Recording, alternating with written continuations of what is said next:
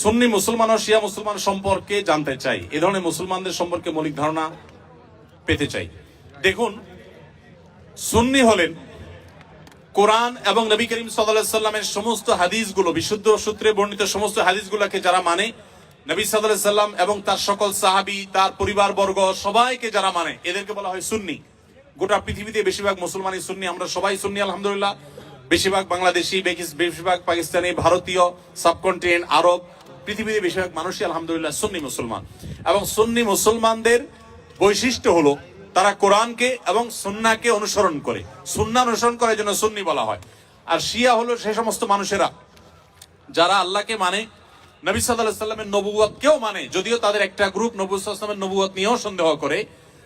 আর এর পাশাপাশি তারা শুধুমাত্র নবী পরিবারের সদস্যদেরকে মানে, সাহাবীদেরকে তারা মানে না, বরং সাহাবীদের সাথে শত্রুতা বিদ্বেষ তারা জ্ঞাপন করে, লালন করে। তো এই কারণে তারা শিয়া এবং আলাদা হয়েছেন। শিয়ারা তারা বিভ্রান্তির দিকে আছেন। শিয়া পন্থাটা বিভ্রান্তির পন্থা, এটা হেদায়েত এবং সত্য থেকে বিচ্যুত। নবী করিম সাল্লাল্লাহু আলাইহি সাল্লাম বলেছেন, আমার পরে তোমরা আমার সুন্নত, আমার খলিফাদের সুন্নতকে আঁকড়ে ধরবা।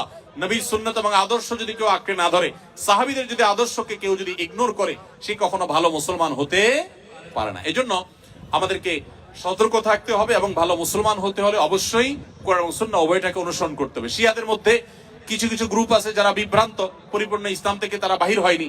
আবার দুই একটা গ্রুপ আছে তারা আম্মাজান আয়েশার চরিত্রে কালিমা লেপন করে, কোরআনের আয়াত নিয়ে সন্দেহ করে, নবী সাল্লাল্লাহু আলাইহি সাল্লামের রিসালাত নিয়ে সন্দেহ করে তারা ইসলামের গণ্ডি থেকে খারিজ হয়ে গেছেন। আল্লাহ তাআলা আমাদেরকে কোরআন এবং সুন্নাহ উভয়টার অনুসরণ করার তৌফিক দিয়েছেন। আমরা আলে বাইতকে, রাসূলুল্লাহ সাল্লাল্লাহু আলাইহি ওয়াসাল্লামের পরিবারকেও ভালোবাসি, আবার তার সাহাবীদেরকেও ভালোবাসি। আমরা এখানে কোনো বিভক্ত করি না, তারা বিভক্তি করেছে, এই হলো তাদের সাথে আমাদের পার্থক্যের জায়গা।